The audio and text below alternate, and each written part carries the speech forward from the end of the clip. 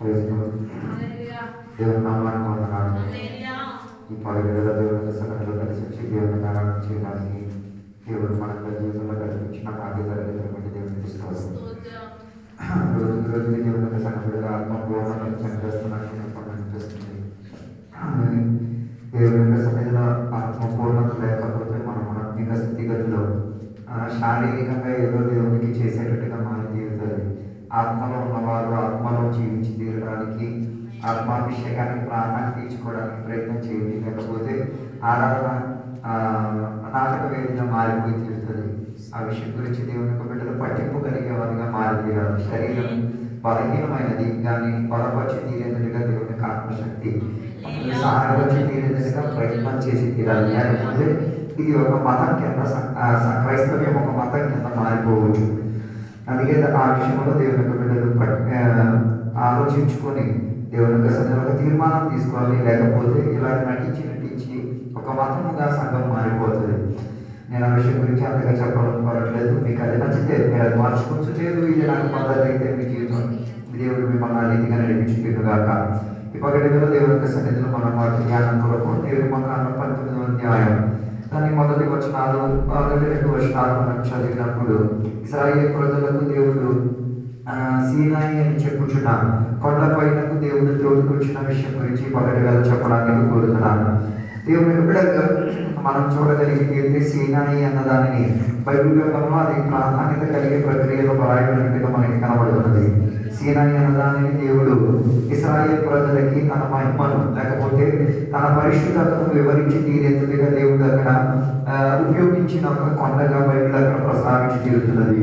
ప్రతి దేవుని యొక్క బిడ్డల జీవితంలో సీనాయి అని చెప్పుచున్న ఒక కొండ కలిగే అనుభవం ఉండి తీరాలి. సీనాయి అన్న కొండ అనుభవం లేకపోతే దేవుని గురించి ఉన్న దేవుని యొక్క పరిశుద్ధతకున్న ఏ అవగాహన దేవుని యొక్క ప్రజలకు ఉండి తీరదు. అందుకే నిర్మకాండం 19వ అధ్యాయంలో మనం చదివినప్పుడు మనం చూడొచ్చు, సీనాయిలో దేవుడు మోషేకి ప్రత్యక్షమైనట్టు, ఇశ్రాయేలు ప్రజలకి దేవుడు ప్రత్యక్షమై ఉన్నట్టుగా దేవుని యొక్క వాక్యం అక్కడ బోధించి తీరుతున్నది. దాని 16 నుంచి 18వ వచనం వరకు చదివినప్పుడు ఇశ్రాయేలు ప్రజలు దేవుని యొక్క ప్రత్యక్షత దేవుడు మెరుపుల ద్వారా దేవుడు చూపించినప్పుడు వారికి భయం వచ్చినట్టుగా బైబిల్ అక్కడ ప్రస్తావించి తీరుతున్నది. దేవుని యొక్క పరిశుద్ధత దేవుని యొక్క పరిశుద్ధతను దేవుడు ప్రకటించేటట్టుగా దేవుడు దాని 19వ అధ్యాయంలో 16వ వచనం చదివినప్పుడు మనం చూడవచ్చు. దేవుడు తన పరిశుద్ధతను లేకపోతే దేవుడు తన తీవ్రతను ఏం చేశాడు, పిడుగు ద్వారా దేవుడు మెరుపుల ద్వారా దేవుడు తన శబ్దాన్ని లేకపోతే తన శ్రేష్టతను ఆయన వర్ణించుకు తీరాడు. దాని అర్థం దేవుని యొక్క పరిశుద్ధత ముందు ఏ మనిషి అయినా ఉనికి పడాల్సిందే. కారణం మనం దేవుని చొలక అనుకుంటాడు. కారణం ఏంటంటే అన్ని మతాల నుంచి మనం వచ్చాం కాబట్టి దేవుని గురించి చొలకతనం ఇప్పుడు కూడా చాలా మందిలో ప్రభుత్వం పరుచుతున్నది. అందుకే చాలా మందికి దేవుడు అంటే భయం లేక, దేవుడు అంటే దేవుని మీద ఆత్మిక అనుబంధం లేక ఉన్న ప్రక్రియలు ఉన్నాయి. అందుకే సీనాయి అన్న పరికేశంలో దేవుడు ఇశ్రాయేలు ప్రజలకి తన మహిమను భూమిలో ఉన్న వాతావరణము ద్వారా దేవుడు అక్కడ ప్రకటించినట్టు ఇక్కడ బైబిల్ ప్రస్థానికి వెళ్తున్నది. అందుకే అక్కడ చదివింది అగ్ని కూడా అక్కడ దిగి వచ్చినట్టుగా అగ్ని యొక్క సాదృశ్యం అక్కడ కనబడినట్టుగా బైబిల్ అక్కడ బోధించి తీరుతున్నది. దాని యొక్క అర్థం దేవుడు అగ్ని అన్నది కాదు, దేవుడు పిడుగు అన్నది కాదు, దేవుడు నిప్పు అన్నది కాదు. దాని అర్థం దేవుని యొక్క పరిశుద్ధతను వర్ణించుకు తీరడానికి దేవుడు ఏం చేశాడు, ఈ భూమిలో ఉన్న సరుకులను వాడినట్టుగా మనకు అక్కడ కనబడుతున్నది.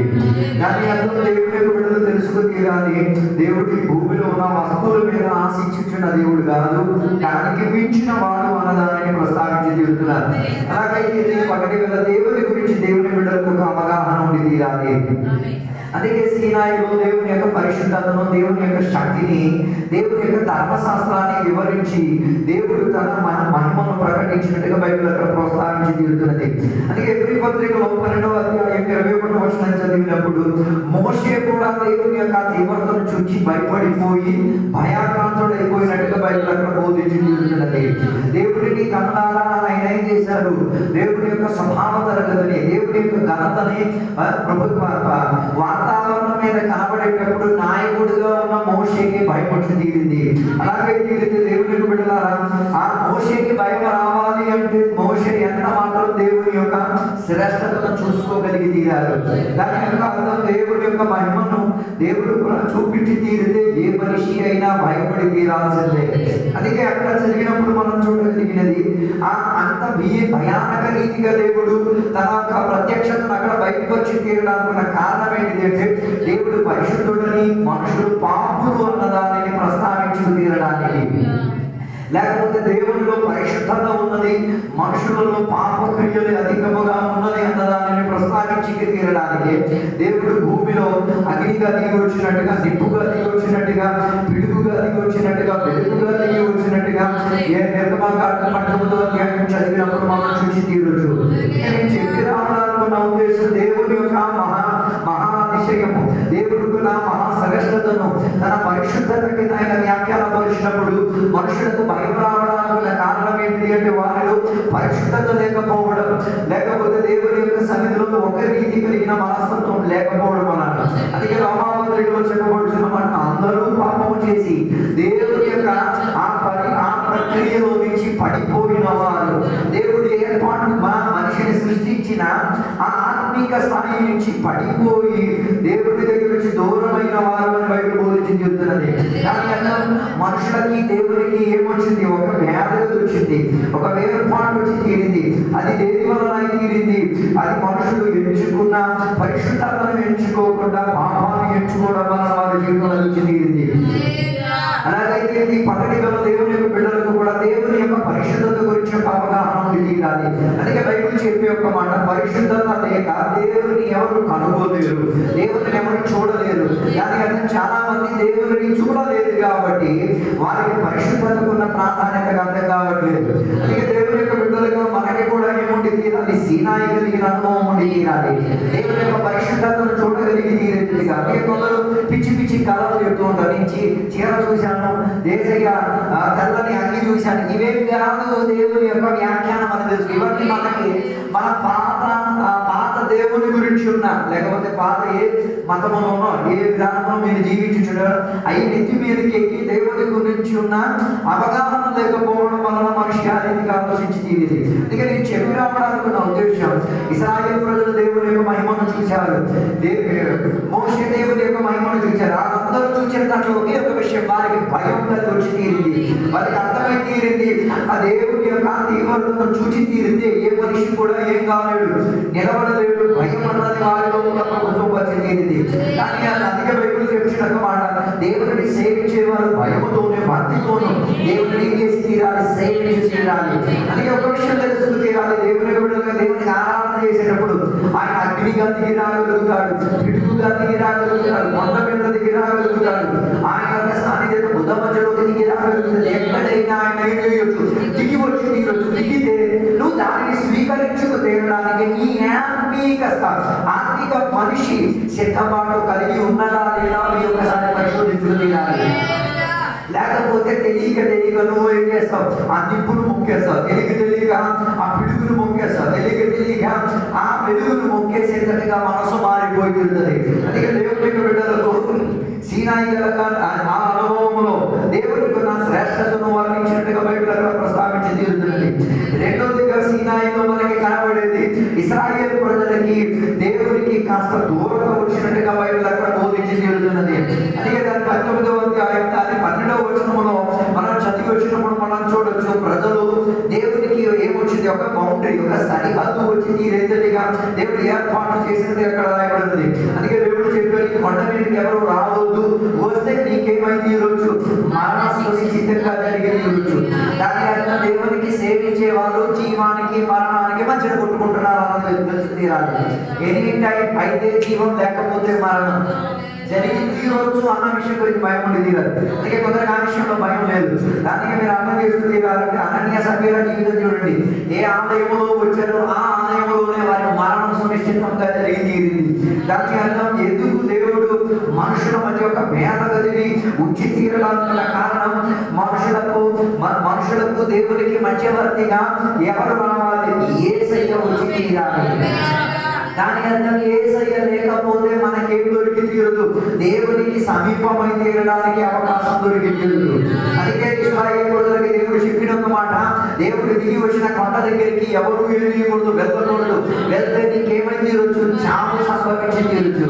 దాని అర్థం సీనాయిలో ఒక ఏర్పాట్లు చూపించిన ఆత్మీయతలో మనం వచ్చినప్పుడు యేసయ్య రావడం వలన సీనాయిలో దేవుని దగ్గర తీరడానికి అవకాశం కలిగి వచ్చి అందుకే కానీ దేవుడు ఇచ్చిన సౌభాగ్యం యేసయ్య మనకి దొరికి తీరినందుకు మనకి కృప దొరికి తీరింది, చావు తప్పి తీరింది. అందుకే యేసయ్య మన కొరకు మధ్యవర్తిగా ఉండడం వలన దేవునికి దగ్గర తీరడానికి ఏమైంది? అవకాశం కలిగి తీరింది. పత్రికలో కూడా మనం చదివితే 12వ అధ్యాయం 18లో చదివినప్పుడు చూడొచ్చు, దేవుని యొక్క సన్నిధికి దగ్గర తీరడానికి ఏం కలిగి వచ్చి తీరింది? భయం కలిగి తీరింది. అందుకే ఎవరు కూడా దేవుని యొక్క సన్నిధిని లేరు, తాకలేనట్టుగా ప్రజలు దూరంగా కేటాయించుకు తీరారు. కానీ అది సౌకర్యం చెందేటట్టుగా యేసయ్య రావడం వలన ఏమైంది? మనకి సౌకర్యంగా మారి తీరింది. అందుకే ఎఫెసీ పత్రికలో మనం చూడగలిగింది 2వ అధ్యాయం 18లో వచనం చదివినప్పుడు ఏక ఆత్మ ద్వారా తండ్రి దగ్గరికి మనం జత తీరడానికి పరిశుద్ధాత్మ దేవుడు మనల్ని సహాయపరిచి తీరాడు. దేవుడి యేసయ్య మాత్రం కాదు, పరిశుద్ధాత్మ కూడా మనల్ని యేసయ్య దగ్గరికి చేర్చుకు తీరడానికి ఏం చేసి తీరుతున్నది? సహాయం. దాని అర్థం సంఘం పరిశుద్ధాత్మ కొరకు ఆశపడిన వారిగా ఉండి తీరాలి. చప్పట్లు తోపు కొడితే పరిశుద్ధాత్మ వస్తుందా అని నేను చెప్పలేను. 4 సార్లు గెత్తేస్తే పరిశుద్ధాత్మ వస్తుందా నేను చెప్పలేను. కానీ ఒక విషయం నేను చెప్పగలిగి సిద్ధం కలిగిన ఒక మనసు, సిద్ధం కలిగిన ఒక శరీరం సునిశ్చితంగా పరిశుద్ధాత్మ రాగలిగి తీరుతుంది. పరిశుద్ధాత్మ మనల్ని దేవుడి దగ్గరికి చేర్చుకోగలిగి తీరుతుంది. అందుకే యేసయ్య చెప్పిన ఒక మాట, నేను వెళ్ళిన తర్వాత నేను ఎవరిని ఆదరణకమైన పరిశుద్ధాత్మను నేను మీకు పంపించి తీరుతాను. దాని అర్థం ఏంటి? మనం యేసయ్యలో ఆనందించి తీరాలి, పరిశుద్ధాత్మలో మనం ఆనందించి తీరాలి. పరిశుద్ధాత్మని ఆనందానికి కారణముగా మారి తీరాలి. పరిశుద్ధాత్మని జీవితానికి నిండుబాటుగా మారి తీరాలి. పరిశుద్ధాత్మ నేను దేవునికి దగ్గర చేసుకుని తీరాలి. పరిశుద్ధాత్మ నీకు దేవుని యొక్క వాక్యం గురించి పరిజ్ఞానం ఇచ్చి తీరాలి. పరిశుద్ధాత్మ నీకు ఎదిగేసి తీరాలి, కృపావాత్సల్యం ఇచ్చి తీరాలి. దానికి సంఘానికి పరిశుద్ధాత్మ కావాలి. లేకపోతే ఉట్టి మామూలు ఏదో కొంతసేపు వచ్చేసి ఏదో 4 పాటలు పాడేసి ఏదో 4 విషయాలు చేసేసి వెళ్ళిపోయి ఒక ప్రక్రియగా మారిపోతుంది. అందుకే కొన్ని సంఘాలు మీరు చూడండి, ఆత్మ ఉండదు, ఆత్మ స్వాధీనం ఉంది. కరెంట్ ఉందంటే కరెంటుకున్న చలనం వస్తువులు కనబడి తీరుతుంది. పరిశుద్ధాత్మ ఉంటే పరిశుద్ధాత్మకున్న చలనం నీ శరీరంలో కనబడలేకపోతే సర్క్యూట్ డిస్కనెక్ట్ అయిపోయింది అని అర్థం. అందుకే చాలా మంది ఆత్మలో దేవునికి దగ్గర, అందుకే కదా శిష్యుడు యేసయ్య దగ్గరికి వచ్చి నాకు చెప్పిన ఒక మాట, యేసయ్య మాకు తండ్రిని కనుక్కోమని చెప్పినప్పుడు యేసయ్య చెప్పిన ఒక మాట, నన్ను చూసిన వాళ్ళు తండ్రిని చూసినట్లానే. దానికి అర్థం యేసయ్యను చూసి చేయడానికి పరిశుద్ధాత్మ మనల్ని సహాయపరచుకోగలిగింది. పత్రిక 10వ అధ్యాయం 18వ వచనంలో నుంచి కిందకి చదివినప్పుడు దేవుని యొక్క కృపాసింహాసనములోకి మనల్ని జత కలిపి తీయడానికి యేసయ్య రక్తం మనకి సహాయపడి తీరింది. దాని అర్థం యేసయ్య రక్తం మూలంగా ఏం చేయొచ్చు? యాకోబు అతి పరిశుద్ధ స్థలములోకి ఏం చేసి వెళ్ళి ఇశ్రాయేలు ప్రజలతో ఏం చేసుకోగలిగి తీరేంతటిగా తండ్రితో ఉన్న అనుబంధాన్ని స్థాపించుకోగలిగి తీరేంతటిగా. అందుకే యేసయ్య రక్తం ఏం చేసి తీరింది? మనల్ని తండ్రితో జత కలిపి పెట్టడానికి సహాయపడి తీరింది. అందుకే సీనాయి గల అనుభవంలో మనల్ని దూరపరిచే దానిని యేసయ్య చేసి తీరారు, దగ్గరపరిచి తీరారు. అలాగైతే నీ పాటికి యేసయ్యతో నీకు ఎంత మాత్రం అనుభవం ఉంది? యేసయ్య రక్తంతో నీకు ఎంత మాత్రం అనుభవం ఉంది? కొందరికి యేసయ్య రక్తం దురాత్మలు అట్లా వస్తేనే యేసయ్య రక్తంతో అనుభవం. బైబిల్ ప్రస్తావించే మాట, ఇశ్రాయేలు ప్రజలు ఐగుప్తు దేశంలో నుంచి బయలుదేరేటప్పుడు వారి ఇంటికి వారి ద్వారబంధానికి ఏం చేసుకున్నారు? రక్తం రాసుకు తీరారు. రక్తం రాసుకు తీరారు తొక్కుకెళ్ళడానికి కాదు, రక్తం రాసుకు తీరేది ఇంట్లో సంరక్షణ కలిగి ఉండడానికి. కొందరు రక్తం రాసుకునేది తొక్కుకెళ్ళడానికి. బైబిల్ ప్రస్తావించే మాట వారి ద్వారబంధానికి రాశారు, కింద రాయలేదు, పైన ద్వారబంధానికి రాశారు. దాని అర్థం ఆ రక్తం ఎంత విలువైన రక్తం, యేసయ్య రక్తం ఎంత విలువైన, దానికి తొక్కుకెళ్ళేది కాదు. ఆ విలువైన రక్తం దగ్గరికి కూడా రావడానికి మనకేం లేదు, యోగ్యత లేదు, అర్హత లేదు, ఎంపిక లేదు. అందుకే ఆ రక్తం ఆ ఇంటి చుట్టూ రాయబడి, ఆ ఇంటి ద్వారబంధం చుట్టూ రాయబడినందుకు ఏమైంది? ఆ కుటుంబానికి ఏ రీతి కలిగిన నాశనం కలగకుండా, ఏ రీతి కలిగిన కీడు కలగకుండా దేవుడు ఆ కుటుంబాలను ఏం చేశారు? సంరక్షించు తీరారు. అలాగైతే నీ పగటిగా నేను నీకు అడుగుతున్న ఒక మాట, నీ కుటుంబం యేసయ్య రక్తం ద్వారా కట్టబడే స్థాయిలో ఉన్నదా? నీ కుటుంబం యేసయ్య రక్తంతో ప్రాధాన్యత ఇచ్చేటట్టు కొందరు బండికి రాసేస్తారు యేసయ్య రక్తం. నీ తుప్పు పట్టిన బండికి రాసేసి అవమానపరచడానికి ఉన్నది కాదు యేసయ్య రక్తం. ఎంత సింపుల్ గా మార్చేసుకుంటున్నారు. యేసయ్య రక్తాన్ని అక్కడ ఇక్కడ రాసుకోవడం కాదు. ఆ రక్తం గురించి ఉన్న విలువ తెలుసా? నీ ప్రాణానికి జీవానికి ఆధారం అన్నది తెలుసుకొని తీరుతుంది. అందుకే నేను చెప్పి రావడానికి ఉద్దేశం, మా గొర్రె పిల్ల రక్తం ఇశ్రాయేలు ప్రజలను విమోచించి తీరిందంటే యేసయ్య రక్తం మనల్ని కూడా ఏం చేసి తీరింది? విమోచించి తీరింది. దాని అర్థం యేసయ్య రక్తమే మనల్ని దేవునితో ఏం చేస్తుంది? కలపడానికి సహాయపడి తీరింది. అలాగైతే సీనాయిలో దేవుని యొక్క ప్రజలకు, ఇశ్రాయేలు ప్రజలకు దేవుని దగ్గరికి రావడానికి అవకాశం లేనప్పుడు కొత్త నిబంధన సంఘానికి ఏం దొరికింది? యేసయ్య రక్తం మూలంగా యాక్సెస్ దొరికి తీరింది. అందుకే యేసయ్య రక్తం మీద ఆధారపడి తీరాలి. యేసయ్య రక్తం అని చెప్తే యేసయ్య రక్తం చెప్పుకు తిరగడం కాదు. ఆ యేసయ్య రక్తం గురించి నీకేముండాలి? భక్తి ఉండి తీరాలి. ప్రత్యక్ష గుడారంలో యాజక ధర్మం చేసిన యాజకుడు సంవత్సరానికి రక్తం తీసుకొని అతి పరిశుద్ధ స్థలంలోకి వెళ్ళినప్పుడు ఆయన భయపడి వెళ్తుంటాడు. కానీ అర్థం యేసయ్య రక్తం అని చెప్పేటప్పుడు నీ లోపల భయం రావాలి, నీ లోపల వణుకు రావాలి, నీ లోపల ఏమి రావాలి? భక్తి రావాలి. కాబట్టి అది మామూలు రక్తం కాదు, నిష్కలంక రక్తం, పాపము లేని రక్తం, ఏ తప్పితం చేయలేని రక్తం. దాని అర్థం తప్పితం చేసిన మనం, పాపం చేసిన మనం, దుష్టత్వం చేసిన మనం, పాపక్రియలు చేసిన మనం ఆ రక్తం మోయడానికి కూడా ఏం కాదు, అరుగునకు కాదు, హక్కుదారులకు కాదు. దాని అర్థం ఏ అర్హత, ఎన్నిక, యోగ్యత లేని మనం దానిని పట్టుకుని ఆ రక్తం క్యాపేసి తిరుగుతుంది. ఇక బయట ప్రస్తావించేది ఏవేలు చెప్పేటప్పుడు ఏవేలు యొక్క రక్తం క్యాకేసిందంటే యేసయ్య రక్తం క్యాకేసింది. ఇక వినబడలేకపోతే నువ్వు ఆ రక్తం పలికి జీవించి ప్రయోజనం ఏమి లేకుండా ఉండిపోతుంది. ఎవరి రక్తం? ఏవేలు రక్తం నేల నుంచి కేకలాడేది ఏమని? నీతి కావాలి నాకు, నా నీతిమంతుడిగా బతికా, నేను నీతి చేశా, నేను వాక్యాన్ని నెరవేర్చా, నేను వాక్య పరిమితిలో ఉన్నా, నేను వాక్యానుసారంగా జీవించా. దాన్ని నా మీద కసిపెట్టి పగ పెట్టేసి నన్ను చెప్పేశారు, ఇందులో నాకు న్యాయం దొరకలేదా అని చెప్పి ఆ రక్తం కేకలాడుతున్నారంటే ఈ పక్కన అర్థం చేసుకో, యేసయ్య రక్తం దీనికి మించి ఎంత కేకలాడుతున్నాదో ఒకసారి విచారించుకో. అందుకే దేవుడు ఎందుకే కదా ఎవరికి యాజకుడికి భయం వచ్చి తీరడానికి రకాల రక్తం చేతుల్లో పట్టుకున్నాడు. అది కేకేసేది, మాట్లాడేది. అదో అందుకే రక్తంలో జీవం ఉన్నది. అందుకే తినేటప్పుడు రక్తం తినకూడదని చెప్పేది. కొందరు ఇప్పుడు కూడా అలవాట్లు మారలేదు. రక్తం తినకపోతే కక్కుర్తి సావట్లేదు. కొందరు రక్తం తిని చచ్చిపోతారు.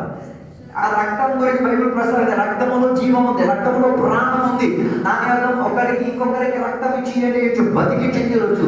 అలాగైతే రక్తం తినకూడదని చెప్తే తినకూడదంటే దానిని అందుకే బైబిల్ ప్రస్తావించేది గొంతు పిసికింది, రక్తముతో ఉన్నది ఏం చేయకూడదు, దేవుని బిడ్డను తినకూడదు. మీరింటికి మేక తెచ్చినప్పుడు, మీరింటికి కోడి తెచ్చినప్పుడు, మీరింటికి ఏదైనా మాంసం తీసుకొచ్చినప్పుడు అది ఏ రీతిగా నీ ఇంటికి వచ్చిందో కేక వేయట్లేదంటే దాని అర్థం ఇప్పుడు దేవునికి నువ్వు దూరం అయిపోయావని. ఇప్పుడు కూడా కొందరికి తెలియట్లేదు. ఏ దొరికితే తినడం, చికెన్ అయినా ఏ వస్తువు ఏ ఆహారమైనా అది రక్తముతో అంటున్నది. అది నీ ఇంటికి వస్తే దాంట్లో నుంచి రక్తపు కేక వినబడకూడదు. అర్థం కాలేదు మనకి. దేవుని బిడ్డలకి నేటికి కూడా కక్కుర్తి సాగట్లేదు. 31వ తారీఖులు, 1వ తారీఖును, 25వ తారీఖున కక్కుర్తికి మనుషులు చచ్చిపోతున్నారు. నాయన రక్తం కేకాడిని వినబడట్లేదంటే నువ్వు మళ్ళీ యేసయ్య రక్తం అని పలికి జీవించి ఏమర్థం ఉంది? చాలా మందికి ఇప్పుడు కూడా అర్థం కావట్లేదు. ఆ రక్తం కేక వేయకూడదు. అర్థమైనది ఆ పశువు వధింపబడినప్పుడు, లేకపోతే మేక వధింపబడినప్పుడు, లేకపోతే గొర్రె పిల్ల వధింపబడిన అది నిష్కలంకమైనది. దానికి ఏ తప్పితము లేదు, దానిలో ఏది నేరారోపణ లేదు. దాని అలాగే ఉండి తీరి దానిని ఎంత మాత్రం జాగ్రత్తగా వీక్షించి తీరి కడిగి దాన్ని తినాలి అంటే దాని అర్థం నువ్వు దేవుడికి ఎంత మాత్రం లెక్కించి తీరుతుంది. నేను చెప్పి రావడానికి ఉద్దేశం యేసయ్య రక్తం మామూలుది కాదు, విలువై ఉన్నది. యేసయ్య రక్తం మనకి ఎంత స్పష్టతనిచ్చి తీరేది. అందుకే అక్కడ ఐగుప్తు దేశంలో వారికి ఇంటి చుట్టూ రాసినప్పుడు ఎవరు కూడా ఇంటి బయటికి కూడా రాలేదు, శక్తి సాగలేదు. మనం రాసేసుకుని ఎన్నెన్నో ప్రయత్నాలు చేస్తున్నాం. ఇంటి లోపల ఉండి వాళ్ళు ఏం చేసుకుని తీరారు, చేదైన కూర తిని ఆ మదింపబడిన గొర్రె యొక్క మాంసాన్ని కాల్చుకుంటూ తిని వారి కన్నులను సిద్ధపరచుకుంటూ వారి చెప్పులను సిద్ధపరచుకుంటూ ఏం చేశారు, ప్రయాణానికి మేము బయలుదేరి తీరాలి. దాని అర్థం ఆ రక్తపు అంటూ ఏటేసి తీరింది, వారి యొక్క ఈ ప్రయాణం ఉన్నది అన్నది వారికి బోధించి తీరారు. యేసయ్య రక్తం నీకేం బోధించేది, నీకు ఒక ప్రయాణం ఉంది. ఎక్కడికున్న ప్రయాణం, మరణానికి వెళ్ళే ప్రయాణం కాదు, ఏదో ఊరికి వెళ్ళే ప్రయాణం కాదు, ఏదో సుఖ జరిగే ప్రయాణం కాదు, పరలోకానికి గమ్యం చేసుకున్న ప్రయాణం. ఆ పరలోక గమ్యానికి నీవు ఆధారపడి ఉండి తీరాలంటే ఎవరితో అనుబంధం ఉండి తీరాలి, దేవుని యొక్క వాక్యముతో నీకు అనుబంధం ఉండి తీరాలి. అందుకే దేవుని యొక్క వాక్యంలో ఇశ్రాయేలు ప్రజలు ఏం చేసేవారు, ఆ దింపబడిన పశువును తిని దేవునికి ఘనపరుచుకుంటూ ఇంటి లోపల ఏం చేశారు, దేవుడు చేస్తున్న మహాతిశయములను సిద్ధపరుచుకుంటూ ఆ రక్తముతో వారు ఏం చేశారు, ప్రయాణాలను కొనసాగించుకు తీరారు. అయితే నేను చెప్పాలనుకున్న ఉద్దేశం, సీనాయిలో దూరంగా ఉన్నా కూడా యేసుక్రీస్తులో మనకి దగ్గర తీరాలన్న అవకాశం దొరికింది. యేసయ్య రక్తమే మనల్ని దగ్గర చేర్చుకు తీరింది, యేసయ్య రక్తమే మనల్ని కడిగింది, యేసయ్య రక్తమే మనల్ని శుభ్రపరిచి తీరింది, యేసయ్య రక్తమే మనల్ని ఏం చేసి తీరింది, ప్రయాణానికి సిద్ధపరచు తీరింది. అందుకే ఆ రక్తం ఉండబట్టే నేటికి కూడా మన ఆత్మీక ప్రణాళిక ఏమై తీరింది, శుద్ధీకరణ చెందే ప్రక్రియలో మారి తీరింది. అందుకే నేను చెప్పి రావాలనుకున్న ఉద్దేశం, యేసయ్య రక్తం మనల్ని ఏం చేసి తీరుతున్నది, అతి పరిశుద్ధ స్థలములోకి ఎక్కి తీరడానికి సహాయపడి తీరేటట్టుగా పరలోకమున్న పరిశుద్ధ స్థలములోకి ఎల్లి తీరడానికి నీకేం సహాయపడి తీరింది, యేసయ్య రక్తం సహాయపడి తీరింది. యేసయ్య రక్తం సహాయపడడం మాత్రం కాదు, పరిశుద్ధాత్మ నిన్ను తోడు చేసుకు తీరి తండ్రిని దగ్గరగా చేర్చుకు తీరేది. అందుకే దేవుని యొక్క బిడ్డల జీవితంలో ఏముండి తీరాలి, యేసయ్యతో మంచి అనుబంధం ఉండి తీరాలి, పరిశుద్ధాత్మతో మంచి అనుబంధం ఉండి తీరాలి, యేసయ్య రక్తముతో నీకు మంచి అనుబంధం ఉండి తీరాలి. మూడవదిగా బైబిల్ ప్రస్తావించే మాట, సీనాయిలో ఇశ్రాయేలు ప్రజలకి దేవుడు ఏమి ఇచ్చాడు, ధర్మశాస్త్రాన్ని ఇచ్చారు. ధర్మశాస్త్రం 10 ఆజ్ఞల కింద దేవుడు వారికి బోధించి తీరారు. ఎందుకు దేవుడు సీనాయిలో ప్రజలకి దేవుడు 10 ఆజ్ఞలను ఇచ్చి తీరడానికి ఉన్న కారణం, 10 ఆజ్ఞలను ఇచ్చి తీరడం వలన ఇశ్రాయేలు ప్రజలకి అర్థమై తీరిన గొప్ప సందేశం ఏంటిదంటే, వారి పాపం ఎంత ఘోరకరం అన్నది ప్రస్తావించుకు తీరడానికి దేవుడు వారికి ఏమి ఇచ్చారు, ధర్మశాస్త్రాన్ని ఇచ్చి తీరారు. అందుకే యోహాను సువార్త పుస్తకం 1వ అధ్యాయం 17వ వచనంలో చెప్పుచున్న మాట, మోషే మూలంగా ధర్మశాస్త్రం ప్రజలకు అన్ని తీరింది, యేసుక్రీస్తు వారి మూలంగా మనకి ఏం దొరికింది, కృప సత్యము మనకి దొరికింది. అలాగైతే మోషే మూలంగా దేవుడు ధర్మశాస్త్రాన్ని ప్రస్తావించడానికి గల కారణం ఏంటిది అంటే, ధర్మశాస్త్రం నెరవేర్పచేయడానికి ఏం కాదు, యుక్తమైనది కాదు అన్నది బోధించి తీరడానికి దేవుడు ధర్మశాస్త్రాన్ని ఇచ్చారు. 10 ఆజ్ఞలు మీరు ఇంటికి వెళ్ళి రాసి గోడ మీద రాసేసుకోండి, ఒక్క రోజు 1 గంట పాటించడానికి ప్రయత్నం చేయండి, మీ వల్ల కాదు, మీ వల్ల చేత అయితే. అందుకే ధర్మశాస్త్రం ఏమై తీరింది, మనకి ఒక భర్తగా మారింది. అందుకే రోమాపత్రికలో 3వ అధ్యాయం 20వ వచనం చదివి తీరితే, ధర్మశాస్త్రం మనకి దేని గురించి అవగాహన ఇచ్చి తీరుతున్నది, పాపము గురించి ఉన్న అవగాహన ఇచ్చి తీరుతున్నది. దేని గురించి, పాప విషయం గురించి ఉన్న పరిజ్ఞానం మనకి ఇచ్చి తీరుతున్నది. పాపము మనల్ని చుట్టుముట్టి ఉన్నది, పాపముతో మేము ఉన్నాము, పాపమే మన జీవితానికి ఆధార కేంద్రం అన్నది ధర్మశాస్త్రం మనకి ఏం చేసి తీరుతున్నది, బోధించి తీరుతున్నది. అలాగైతే సీనాయిలో దేవుడు 10 ఆజ్ఞలను ఇచ్చినప్పుడు వారికి అర్థమైన ఒక మాట ఏంటో తెలుసా, ఈ 10 ఆజ్ఞలను దేవుని యొక్క దగ్గరికి మనల్ని దగ్గర చేర్చుకోవడానికి కాదు, మనకి పాప విషయంలో ఉన్న శ్రేష్టతను వర్ణించుకు తీరడానికి. అందుకే ధర్మశాస్త్రము చివరికి ఏమై తీరింది, చివరి ధర్మశాస్త్రానికి మనం పట్టుదల అయిపోయినట్టుగా మారిపోయి. అందుకే కొందరు ఇప్పుడు కూడా ధర్మశాస్త్రం పట్టుకు తిరిగేస్తున్నారు. ధర్మశాస్త్రం ఇలా బైబిల్ చెప్తుంది కదా, అది తినకూడదని చెప్తున్నారు కదా, అది తినకూడదని చెప్తున్నారు కదా, అసలు దేనికి చెప్తున్నారా ఆలోచించండి. ఆహార క్రమావళి దేవుడు మనకి ఏం చేయలేదు, చెప్పలేదు, అది ఎవరికి ఇచ్చింది, ఇశ్రాయేలు ప్రజలకు ఇచ్చింది. కొందరు ఇప్పుడు కూడా పట్టుకోవచ్చు, ఇది తినకూడదు ముందు నేర్చుకో. ఏసయ్య చేసింది ఏంటి, ఏసయ్య చేయలేనిది ఏంటి.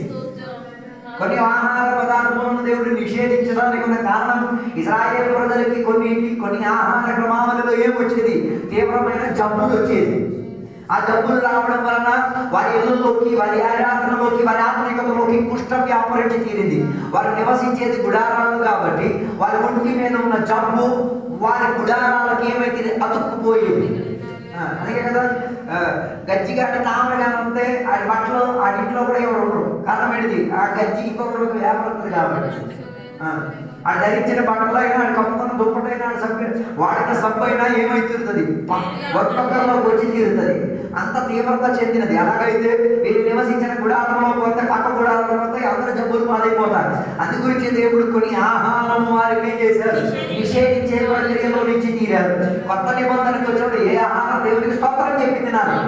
తినలేకపోతే నేటికి నువ్వు ఆ తొలి మొగుడితో సంసారం చేస్తున్నావు. ఆ మొగుడిని సంసారం చేసుకుని ఏసుమేమో చెప్తున్నాం. రెండు భర్తల్ని కాపురం చేసుకుని సిగ్గనిపించట్లేదా? ఏసైనా అప్పుడప్పుడు వాడుకున్న ధర్మశాస్త్రాన్ని అప్పుడు. అలాగైతే ఏ ఆహారమైన స్తోత్రం చెప్పి తినలేకపోతే అర్థం చేసుకో, నేటికి నువ్వు ఆ సీనాయి ప్రాంతంలోనే బతుకుతున్నావు. ఓకే, నీకు ఆహారం ఇష్టం కాకపోవచ్చు, నీకు ఆహారం తినే యోగ్యత లేకపోవచ్చు, నీకు ఆహారం ఇప్పుడు తినే అలవాటు లేకపోవచ్చు, కానీ స్తోత్రాన్ని చెప్పి తినగలిగి తీరేంతటిగా నీ మనసు సిద్ధపడలేకపోతే దాని అర్థం నీకు దేవుడు అక్కర్లేదు, ధర్మశాస్త్రమే కావాలి. ధర్మశాస్త్రముతోనే నేనేం చేసేది? నా జీవితం నడిపించుకు తీరేదని ప్రస్తావించుకు తీరేది.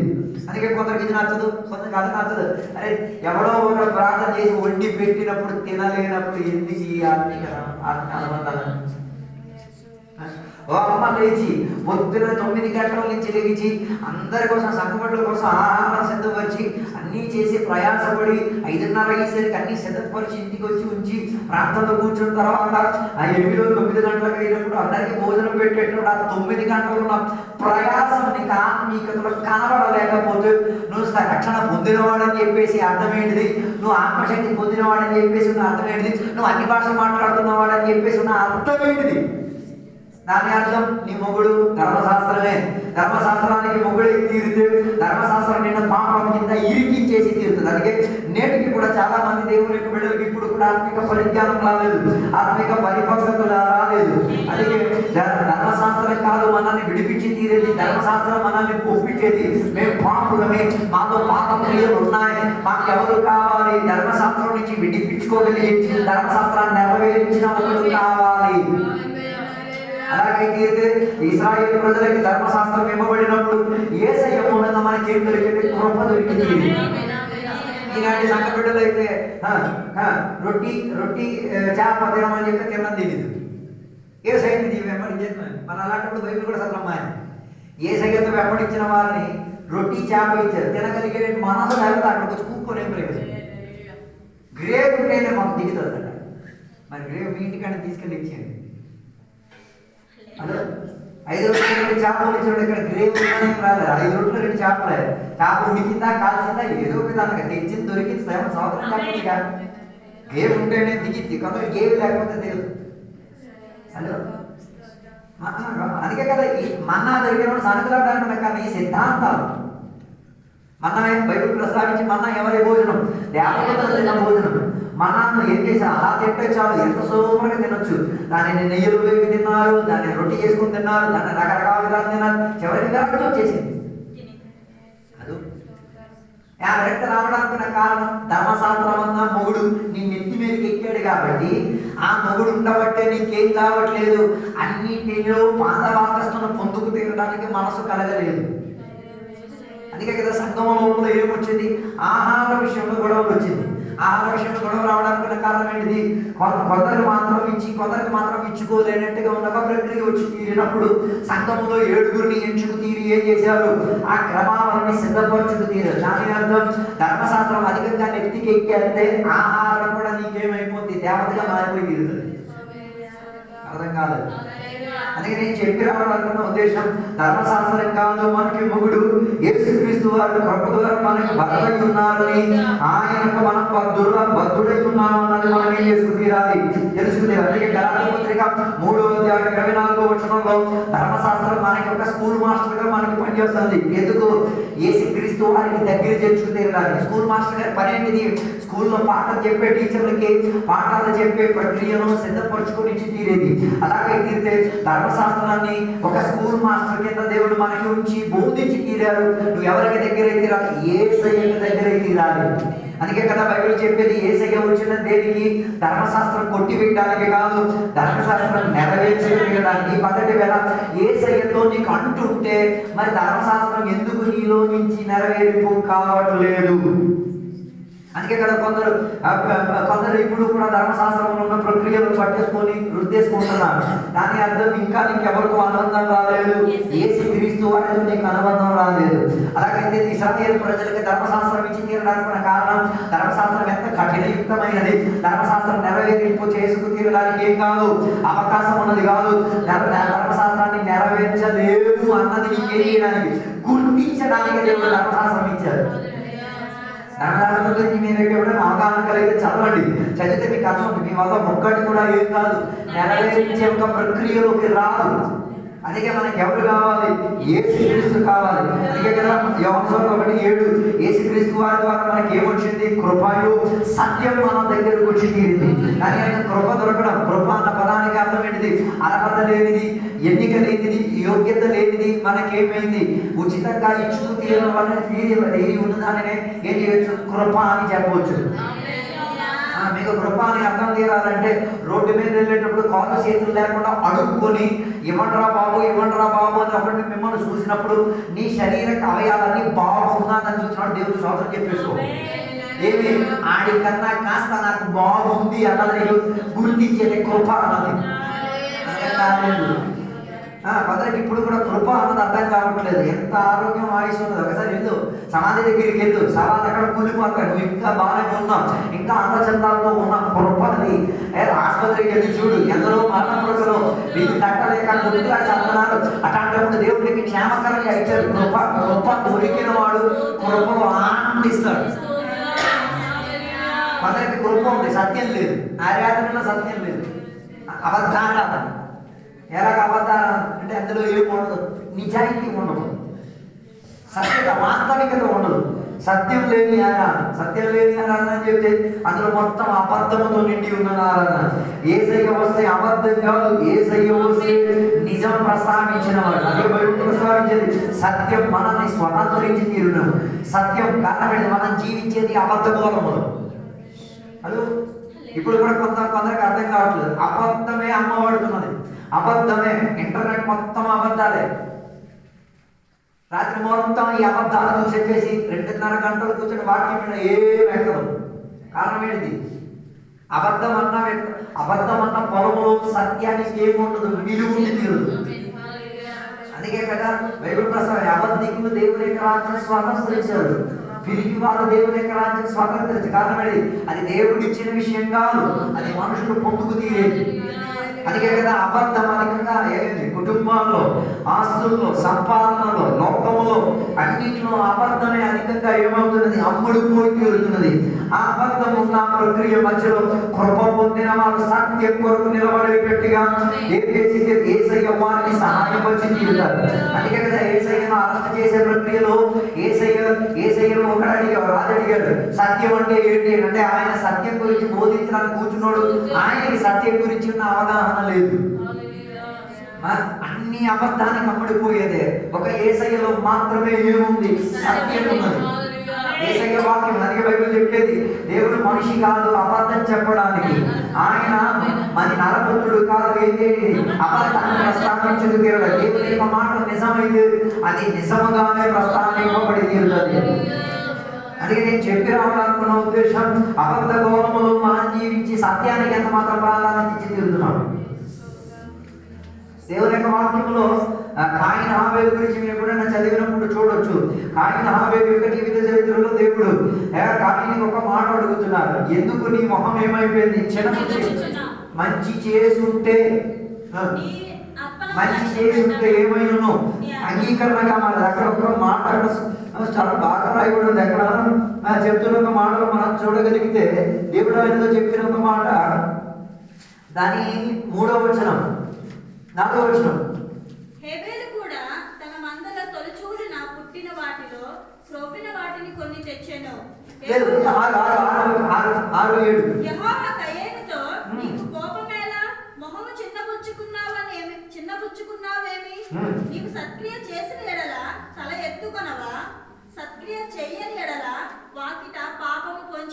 అక్కడ ఒక మాట తెలుగులో అది స్పష్టంగా లేదు, ఇంగ్లీష్లో ఆ మాట ఏంటి రాయబడినదంటే వాస్తవికతను చేసి ఉండుంటే వాస్తవం చేసి యథార్థం చెందేది చేసి ఉంటే నీకు ఇది జరగకపోయి ఉన్నా. ఎందుకు కనీలో కోపం వచ్చింది? కాయిన్లో కోపం రావడానికి కారణం ఏంటి? లేదు, ఆయన చేసింది మంచిది అని దేవుడు ఎంచుకున్నారు. ఆయన చేసింది కరెక్ట్, నువ్వు చేసింది రాంగ్ అని చెప్పారు. నువ్వు చేసింది, ఆయన చేసింది కరెక్ట్, నువ్వు చేసింది రాంగ్. ఇలా చెప్తే 90% దేవునికి వ్యతిరేకంగా 90 పట్టు తిరుగుతాడు. మంచి చేసినప్పుడు దేవుని దాని మంచిని ఏం చేస్తున్నారు అని మరి దానికి నీకు నోచుకోవడం మేమేం చేయాలి? ఒక మనిషి మంచి చేస్తే మంచిని ఏం చేస్తారు? దేవుడు ఎంచుకుంటారు, ఎన్నికపరుస్తారు. అందుకే ఎక్కడ చెప్పినా కూడా మంచి చేసి ఉంటే దాని అర్థం వీడు చేసింది మంచిది అన్నది వీడేం చేయలేదు, ఒప్పుకోవడానికి మనసు కాలేదు. ఎంత మాత్రం వీడి లోపల ధర్మశాస్త్రం ఇరుక్కుపోయిందో చూడండి. నేను చేసింది మంచిది కాదా, నేను చేసింది కరెక్ట్ కాదా, నేను చేసింది కరెక్ట్ కాదా, నాలో కరెక్ట్ లేదా అని ఈడు ఏం చేస్తున్నాడు? ఆలోచించడానికి మొదలెట్టుకొని ఈడి మనసు లోపల వీడికి ఏమొచ్చింది? కసి వచ్చేసింది. చాలా మందికి వచ్చిన యొక్క ప్రాబ్లం ఇదే, సత్యత లేదు, ఆరాధన. అందుకే ఈ ఆరాధన అబద్ధానాన్ని. ఎందుకు? వాస్తవికత లేదు, సత్యం లేదు, నిజాయితీ లేదు. అందుకే దేవుడు చెప్పిన మంచి, దేవుడికి ఇష్టం ఉంది నువ్వేం చేయాలని, మంచి చేయాలని. ఆ మంచిని నువ్వు చేసుకు తీరడానికి ఆతులతో నువ్వు చూడలేకపోతే, అందుకే బైబిల్ ప్రస్తావించేది మంచి చేయడం తెలుసు, చెయ్యలేకపోతే దానికన్నా గొప్ప పాపం అయిపోవట్లేదు. అర్థం కాదండి. మంచి చేయడం తెలుసు, తెలీదా? తెలుసు. చేయడానికి తెలిసి కూడా చెయ్యలేకపోతే నేను ఏ రకం కడుగుతాదో నువ్వే విచారించుకో. అర్థం కాలేదు. అందుకే సంఘ బిడ్డలకు తెలుసు మంచి చెయ్యాలి, మంచి చేసుకు తీరాలి. మంచితనం మీద నాన్న ఏం చేసేది? గుర్తింపులోకి తీసుకొచ్చేది. దేవుడు గుర్తించేది మంచితనాన్ని. అందుకే కదా ఒక సీమోన్ ఇంటిలో అత్తరు కొట్టి పగల కొట్టేసాడు, అది చేసినది మంచిది అన్నట్టుగా దేవుడు ఏం చేసుకున్నాడు? అంగీకరించారు. ఎందుకు? ఆమె ఇంటికి ఆమె రావడానికి కూడా ఆమెకి ఏం లేదు, అర్హత లేదు. అయినా ఆమె ఏం చేసింది? తన ఆత్మీయ స్థితిగతులు బోధించి కృపను అర్థం చేసుకుని తన సత్యాన్ని ప్రకాశం. ఓకే, తన జీవిత చరిత్ర బాగోకపోవచ్చు, తన జీవితంలో చేసినవేవి కరెక్ట్ కాకపోవచ్చు, అప్పటి వరకు తన జీవిత స్థితిగతులు ఎన్నెన్నో పొరపాట్లు ఉండొచ్చు. కానీ ఆమె మంచి చేయడానికి ఏం చేసింది? కోరిది. ఏం మంచి చేయడానికి కోరిది? యేసయ్య మరణించక మునిపే అభిషేకించుకుని సిద్ధపడింది. తోటి శిష్యులు చేయలేనిది, తోటి కుటుంబీకులు చేయలేనిది, తోటి ఆత్మీక స్వజనులు చేయలేనిది, అనాత్మీకత చెందిన ఒకదాని చేత దేవుడు వాడారంటే మరి దొరక వస్తుందంటే నేనేం చేసుకోవాలి? అందుకే అక్కడ కూర్చున్న వాళ్ళందరికీ దొరద వచ్చింది, సీమోనుకు కూడా దొరద వచ్చింది. అందుకే చివరికి సీమోనుకు కూడా దేవుడు ఏం చేశారు? ఒక కథ చెప్పేసాడికి మారు మనసులోకి తెప్పించాడు. మరి మారేయడం లేదో మీరు ఇంటికి వెళ్ళి చదవండి. కరెక్ట్ చేసిన దాన్ని. అందుకే యేసయ్య ఆ అమ్మని గుర్తించి చెప్పినంత మాట, ఈమె నా మరణకు ముందే నన్ను ఏం చేసి తీరింది? ఒక పరిచర్యకు సిద్ధపడుతుంది తీరింది. అలాగే తీరితే ధర్మశాస్త్రం మనల్ని ఏం చేయడం? మంచి చేయడానికి సహాయం, యేసయ్య ద్వారా సహాయపడి తీరుతున్నది. అందుకే ధర్మశాస్త్రం మనకు ఒక స్కూల్ మాస్టర్ గా ఉండి బోధిస్తున్నది. యేసయ్యతో అంటుకలుగుండు, యేసయ్యతో సంబంధం పెట్టుకోగలిగి తీరితే ఏం చేయొచ్చు? నీవే పనైనా ధర్మశాస్త్రం నెరవేర్చి తీరదు. బైబిల్ పౌలు గురించి చెప్తున్న మాట, పౌలు గురించి చెప్తున్న మాట, పౌలు ధర్మశాస్త్రం గురించి బిరుదు పొందుకున్నవాడు, ధర్మశాస్త్రం గురించి పట్టింపు కలిగిన వాడు, ధర్మశాస్త్రం గురించి ఎంత పౌరుషం కలిగిన వాడు. కానీ యేసయ్య అన్న మాట వినేసరికి ఆయనకి ఏమొచ్చేది? రక్తము దుక్కుకొచ్చేది. నేటికి కూడా ఇదే స్వభావం చాలా మంది దేవుని బిడ్డలో ఉంది. ధర్మశాస్త్రం గురించి ఎంత రోషం, ధర్మశాస్త్రం గురించి ఎంత పట్టింపు. కానీ యేసయ్య మాట విన్నా, యేసయ్య కూటమి అన్న విన్నా, యేసయ్య సహవాసం విన్నా ఈయనకేం వచ్చేది?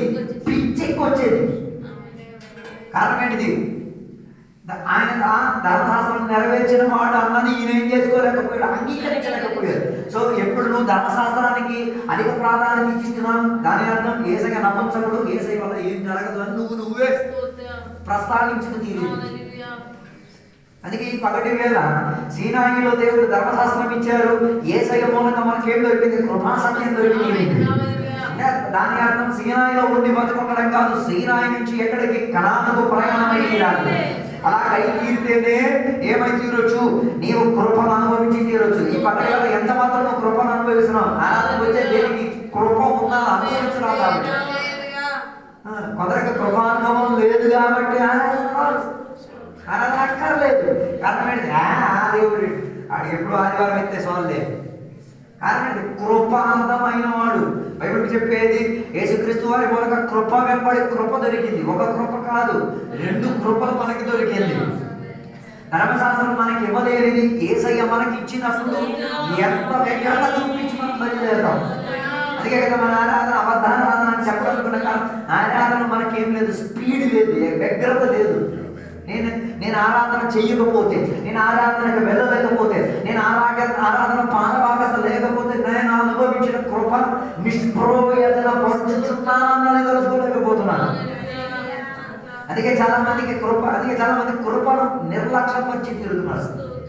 వాటొకటి బలి రాస్తుంది కదా, నీ కృప వెంబడి నిర్ణయం చేసింది, ఇంతవరకు నడిపించింది. You are born in grace. నువ్వు కృపలో జన్మించావు, కృపలో ఉన్నావు, కృపలో నిలకడతావు. ఎంత మాత్రం కృపను విలువించి తీరుతున్నావు.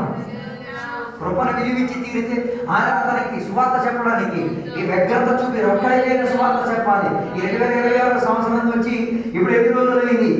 7వ రోజు అయితే, 9వ రోజు అయితే ఎంతమందికి సువార్త చెప్పాము? యేసయ్య రక్షకుడు, యేసయ్య నీ పాపం నుంచి కడిగిన వాడు, యేసయ్య నీ జీవితాన్ని శుభ్రపరిచిన వాడు, యేసయ్య సత్యం, యేసయ్యలో తప్ప ఇంకెవరికో సత్యం లేదు. యేసయ్య ఎంత మందికి చెప్పావు? కృప అనుభవించిన వాడే చెప్తాడు. కృప అనుభవించిన వాడికి అన్ని సౌకర్యాలే. ఎందుకు? నేను కృప పొందాను కదా, మిగతా పొందితే ఏంటి, పొందకపోతే ఏంటిది? కృప అనుభవించిన వాడు ఏం చేస్తాడు? కృప లేని ఒకడుకు కృప అందించేటట్టు ఉండి తీరుతాడు. లేకపోతే నువ్వు కృప అందించలేదనుకో, నువ్వు ధర్మశాస్త్రం కింద ఉన్నట్టు. అర్థం కాలేదు.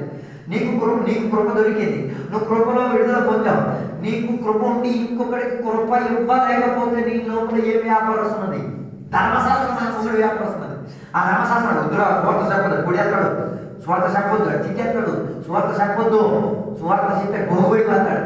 దాని అర్థం దేని బాధ్యత నీలో ఉండిపోయింది? ధర్మశాస్త్రం అన్న బాధ్యత. అందుకే నీ నోరుకి తాళం పడిపోతుంది. కృప ఉన్నోడు ఏం చేస్తాడు? సత్యం చెప్పలేక ఊరుకుండలేడు, సత్యం చెప్పి తీరుతాడు. సత్యం చెప్పడానికి కూడా వేదికలను ఏం చేస్తాడు? సహాయం చేసుకోలేదు. అందుకే కృప పొందినవాడు కృప కలిగిన మాట ప్రస్తావించాడు. కృప ఉన్నవాడు కృపలో లేదు. అందుకే కదా యేసయ్య ఎప్పుడు ఖాళీగా కూర్చున్నట్టు ఎక్కడ మనకి కనబడలేదు. మన ఖాళీగా యేసయ్య పని చేసినట్టుగా మనం ఎందుకు పని చేయలేకపోతే కృపను మనం అర్థం చేసుకోవట్లేదు. కృపతో ఉన్న పట్టింపు మనకు అధికంగా లేదు కాబట్టి మన సౌకర్యమే మనకి సౌకర్యం అనుకుని వెళ్ళి తీరుతున్నారు. నేను చెప్పి రావడానికి యేసయ్యలో ఉండి తీరితే, లేకపోతే 12 మంది శిష్యులు పిరికోలై ఉండి భయపడి గది లోపల కూర్చున్న వారి పిరికితనాన్ని విడిచిపెట్టేసుకొని కృపను విస్తరించుకు తీరడానికి తోమాలనేటువంటి ఇండియా వరకు రావాలంటే ఆ కృపను ఎంత ప్రస్తావించడం చూడండి. సొంత ప్రాణం పోయేంత వరకు ఏం చేయలేదు, విలువించుకు తీరలేదు. మిగతా శిష్యులు అందరూ కూడా యోహాను విడిచి మిగతా వాళ్ళందరూ కూడా దేవుని కొరకు ఏమైతే అపసాక్షులు అయితే ఎందుకు? కృప కోసం, కృప ప్రస్తావించినందు కోసం, కృప ఇతరులకు ఇచ్చుకు తీరడానికి. అదే కదా చీరసాలలో పౌరు సేవలు బంధింపబడి ఉన్నప్పుడు చీరసాల కదిలినప్పుడు ఒకడు ఆత్మహత్య చేయడానికి ఉన్న ప్రక్రియలో కత్తి తీసేసరికి కృప అందించాలని మనసు వచ్చింది. ఎందరు రాత్రి చనిపోయారు, ఎందరు నీ ఇరుగు పొరుగులో చనిపోయారు, వారి కృప నీ మూలంగా దొరకకుండా చచ్చారని వారిని నీవు ధర్మశాస్త్రాన్ని భద్రతను చూపించి వాళ్ళని చంపేశావు, చచ్చిపోయారు. కారణం ఏంటి? కృప అందక. హలో, అందుకే కదా మనం బాధపడ దర్శనం లేక, అభిషేకం లేకుండా ప్రజలు ఏమైపోతున్నాం? త్రోవ తప్పిపోతున్నాం. అందుకే ఏం తింటాం, ఏం తాగుతాం, ఏం ధరించుకుంటాం, వీటి గురించే సంఘం కూడా పిచ్చెక్కుతున్నది. ఏం తింటాం, ఏం తాగుతాం, ఏం ధరించుకుంటాం, దాని అర్థం ఇవన్నీ దేనికి? ఈ శరీరానికి సుఖపిచ్చుకు తీరడానికి లేదు. నేను నలుగురికైనా సువార్త చెప్తా, నేను నలుగురి కోసమైనా ప్రార్థన చేస్తా, నేను నలుగురికైనా వాక్యం బోధించి చెప్తా, నేను నలుగురికైనా సత్యం ఏంటో వారికి ఏం చేసి తీరుతాను, అందించి తీరుతానని ఆదుతారు. అందుకే యేసయ్య వచ్చింది. మనవారు కూడా యేసయ్య యొక్క మాంత్రికుడు అనుకుంటున్నారు. ఈ అద్భుతం చేయడానికి ఏ అద్భుతం? దేవుడు నా పట్ల అద్భుతం చేయొద్దు, అవతల పట్ల అద్భుతం చేసి పెట్టు. హలో, చాలా మంది అంటుంటారు కదా, మీరు రోగదశలో ఉండి బోధించేస్తారు, దేవుడు మీ రోగాలని స్వస్థపరిచారు. నేను జబ్బులు పాలై చచ్చినా పర్వాలేదు, నువ్వు జబ్బులు పాలు కాకూడదు, నా కృప నాకుంది. అర్థం కాలేదు. టీవీలో ఒక పాస్టర్ గారు మొహంలా మచ్చలే, ఆయన సొంత స్వస్థత కోసం ప్రార్థన చేయడు, ఇతరుల స్వస్థత కోసం. నేను చిన్నప్పుడు అడిగాను, ఈయన స్వస్థపరచుకుంటే ఈజీ అయిపోతుంది కదా జనాలకి. అప్పుడు దేవుని ఆత్మ నాతో మాట్లాడు, ఆయన రోగ దశలో ఉండి రోగానికి నివారణ చేసేవాడు ఉన్నాడని చెప్పుకు తిరగాలన్న ఆత్మతో కృపలో ఒక్క నిమిషం నేను ఫ్యూజ్ అయిపోయాను. హలో, అలా కాదు అనుకోండి. అందుకే కదా మీ ఇంట్లో ఏదైనా సాగు జరిగితే ఆ సాగు ఆ చచ్చిపోయినోడికి కాపలా కాస్తారు తప్ప ఆరాధన కొట్టారు. అక్కడ నుండి నువ్వేం పీకేది ఏం ఉండదు, ఏకలు దూకోవడమే. హలో, అంటే అది కృప ఇచ్చేది కాదు. దేవుని సన్నిధికి వెళ్ళేది నాకు కృప దొరికేది అన్నది ఏం చేసుకోలేకపోతున్నాను, పెంచుకోలేకపోతున్నాను. అంటే కృపను ఎంత సులభంగా ఏం చేస్తున్నారు, తొక్కేసి వెళ్ళిపోతున్నారు. అర్థం కాలేదనుకోండి. కృపను నిష్ప్రయోజన పరిస్థితులు. కృప అంటే ఇంకెవరు యేసయ్య నా వ్యక్తిత్వమే.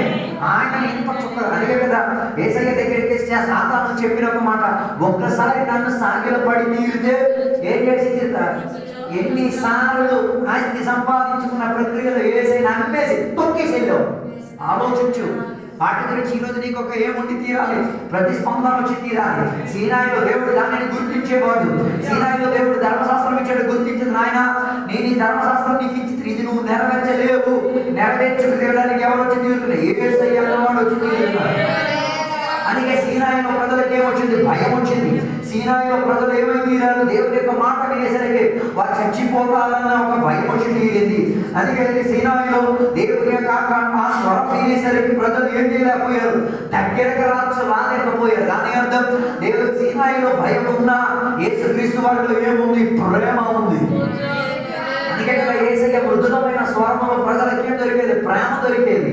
అందుకే కదా జక్కాయిని యేసయ్య ప్రేమతో పిలిచినప్పుడు ఎక్కిన చెట్టు నుంచి కిందకి దిగి వచ్చాడు. లాజరు దేవుడు యేసయ్య ప్రేమతో పిలిచేసరికి సమాధిలో నుంచి ఏం చేశారు, ఎగురుకొని వచ్చాడు. సమరియాలో ఉన్న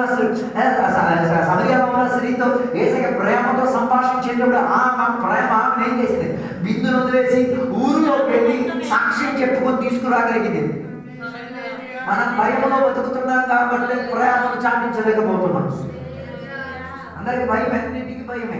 బైబిల్ చెప్పేది పిరికి వాళ్ళు దేవుని రాజ్యం 90% మంది దేవుని వెంటలో పర్వకానికి వెళ్ళకపోవడానికి ఈ యొక్క కారణం పిరికిదనం. ఊరో ఎవరో చెప్పారు, వ్యాధి పెట్టితే చంపేస్తాం. ఊరి వ్యాధి పెట్టి చచ్చిపోవడం మంచిదా, పిరికోడుగా చచ్చిపోవడం మంచిదా? అర్థం కాదు. పిరికోడుగా చచ్చిపోవడం మంచిదా, లేక రాళ్ళు పెట్టి చనిపోవడం మంచిదా? ఎంచుకో. దేనికి నీవు ప్రాధాన్యత ఇచ్చి తీరుతున్నా. యేసయ్య ప్రేమ, యేసయ్య ప్రేమ గురించి బైబిల్ ప్రస్తావించే దేవుని యొక్క ప్రేమ మనం ఏం చేసి తీరుతున్నది, భయాన్ని దూరం పట్టి తీరుతున్నది. 1:4-18 ఎవరి ప్రేమ, అగాపే. అగాపే ఉంటే ఎవరి పట్ల, దేవుని పట్ల అగాపే. ఆ అగాపే అన్న పదానికి అర్థం నిస్వార్థమైనది, ఏం ఆశించలేని ఒక ప్రేమ. నిజంగా ఉందా దేవుని పట్ల అగాపే? యేసయ్య ఒకసారి దేవుని యొక్క శిష్యుడైన పేతురుకి అడిగిన మాట, పేతురు నువ్వు నన్ను ప్రేమిస్తున్నావా? పేతురు నువ్వు నన్ను, ఆ ప్రశ్న యేసయ్య నీకు అడిగితే నువ్వు జవాబు ఏం చెప్తావు? నీ పాస్టర్ గారు ఆ ప్రశ్న అడిగితే నువ్వు జవాబు ఏం చెప్తావు? నీ తోటి సంఘ పెట్టారు చెప్ప, ఆ జవాబు అడిగితే నువ్వేం చెప్తావు? నీ ఇరుగింటోడు పొరుగింటోడు ప్రశ్న అడిగితే నిజంగా నన్ను ప్రేమిస్తున్నావా? పేతురు దానికి జవాబు ఇచ్చాడు. మూడోసారి జవాబు ఇచ్చుకోలేకపోయాడు. ఏం చెప్పాడు తెలుసా? దేవా నీకు అంతా తెలుసు కదా. మనం కూడా ఆ స్టాండర్డ్ లోకి రావాలి. ఏమని? దేవునికి తెలియలేదు ఏం లేదు. మనం అగాపే ఎక్కడ చూపిస్తాం, ఎక్కడ మనకి లాభం దొరికిందో అక్కడ అగాపే మనం చూపిస్తాం. అక్కడ అది అగాపే బయట పోతుంది, అది విలువలు చెప్తున్నది. సహోదర ప్రేమ, లేకపోతే కుటుంబ ప్రేమ, లేకపోతే లోకబద్ధమైన ప్రేమ అని కాదు. దేవుడు ఆశించే ప్రేమ ఎట్లాంటిది? దేవుడి ఆశించే దానికి పరిమితి లేదు, సరిహద్దు లేదు, ఏది ఆశించేది లేదు. Nothing to expect. తిరిగి నాకు ఏదో చేస్తాడు మనం చేసేదాన్ని. దేవుడి మీద మీకున్న ప్రేమ కూడా దేవుడు ఏదో చేస్తాడని 90% మంది దేవుడి బిడ్డలు చచ్చిపోయారే, దేవుడు ఏదో చేస్తాడని. దేవుడు నువ్వేం చెయ్యొద్దు అయినా నీకు ప్రేమిస్తానని చెప్పే జనం తక్కువ. హలో, నన్ను పర్లోకానికి తీసుకెళ్తే స్వాడు, నువ్వు పర్లోకానికి తీసుకెళ్తావు ఏంటిది? ఆయన నేను తోడుకొని తీసుకెళ్తాను. మనం ఎందుకు ఆరాధనకి వెళ్ళి అబ్బాయి పర్లోకంకి వెళ్ళలేనేమో అని అర్థం ప్రేమ మీద కాదు. బైబిల్ దేవుని యొక్క ప్రేమ గురించి మస్తుగా మొదటి కొరింథీ పత్రిక 11వ అధ్యాయం ఇంటికి వెళ్ళి చదివితే చూడొచ్చు. దేవుని యొక్క అన్య భాషలో ఘోరం మాట్లాడి ప్రేమ లేకపోతే అగాపే లేకపోతే ఆపే ఆ అన్య భాష ముందు ప్రేమ చూపించు. మనం అన్ని భాషతో ఎగ్గొట్టేస్తున్నాం. అన్ని భాష మంచిదే కదనట్లేదు, కానీ అది అవతల ఉన్నాడు కనుక నా అన్ని భాష నీకు ప్రేమగా దొరుకుతుందా, అగాపేగా దొరుకుతుందా? నా కృపావరం నీకు అగాపేకి నా అంగీకారం పొంది అడుగు పక్కన ఉన్నోడికి అది అడగవుతాను. అన్ని భాషలు దొరకడేస్తాం. అన్ని భాషలు దొరకడం కాదు, ప్రేమ ఉన్నదో లేదా. అందుకే కదా పౌలు గారు దానికి మంచి వ్యాఖ్యానం. ఆకలైనను దిగంబరత్వమైనను పగలైనను రాత్రైనను వేదన ఏది కూడా నన్ను చేయదు. దేవుని బిడ్డ చెప్పలేదు, చెప్పగలరంటే అది పాటించాలి. అర్థం కాలేదు. ఒక్క పూట తిండి దొరకకపోతే కప్పటికి సాగదు. ఆకలితో నేనేం చేయలేదు, ఆ పని చేయలేదు. ఆయన 1 గంటకి తిండి తినలేక తిండి తినలేదు. దాని అర్థం దేవుని పట్ల ప్రేమ ఉంటే ఆకలి కూడా ఏం చేయొచ్చు, కంట్రోల్లో పెట్టుకోవచ్చు. దేవుని పట్ల ప్రేమ ఉంటే ఈ మధ్యలో సంక్రాంతి శివరాత్రి లాగే అవ్వకూడదు. ప్రేమ ఉంటే కూకుని ఉంటారు.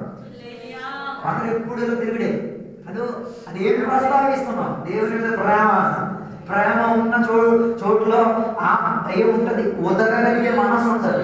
అందరికి ఏం లేదు, అగాపే లేదు. అగాపే లేకపోవడం వలన దేవుని మీద ఏం చేస్తాం, ఉత్తుత్తే చూపిస్తున్నాం. పాటలు గౌరవం పాడదు. దేవుని ప్రేమ గురించి ఓల్డ్ వ్యాఖ్యలు చెప్తారు. దేవుని ప్రేమ గురించి వ్యాఖ్యలు చెప్పడం కాదు, నిజంగా దేవుని యొక్క ప్రేమ అగాపే ఉందా? దేవుని ప్రేమ గురించి ఓల్డ్ పాటలు ఆడండి. ప్రేమ లేకపోకుండా అది చెయ్యండి. ఏసయ్యని ఎక్కడ తాకినా నీకేం దొరికింది? పొరపాటు ఏసయ్య ప్రేమ వస్తుంది. ఏసైని కొట్టండి, ప్రేమ వస్తుంది. నిన్ను ఏసైని తిట్టండి, ప్రేమ వస్తుంది. ఏసైని ఇంటికి రానివ్వండి, ప్రేమ వస్తుంది. ఏసైని దూరం వెళ్ళిపోమని ప్రేమ వస్తుంది. నిన్ను అదే ప్రేమ రావడానికి మనం ఏం చేయాలి? మనం అలా అలవాటు చేసుకోవాలి. హలో, బయటలో చెప్పకూడదు నీ శత్రువులు నేనియండి. ఎలా సాధ్యం? శత్రువుని ప్రేమించగల దాని అర్థం సాతాన్ని ప్రేమించమని.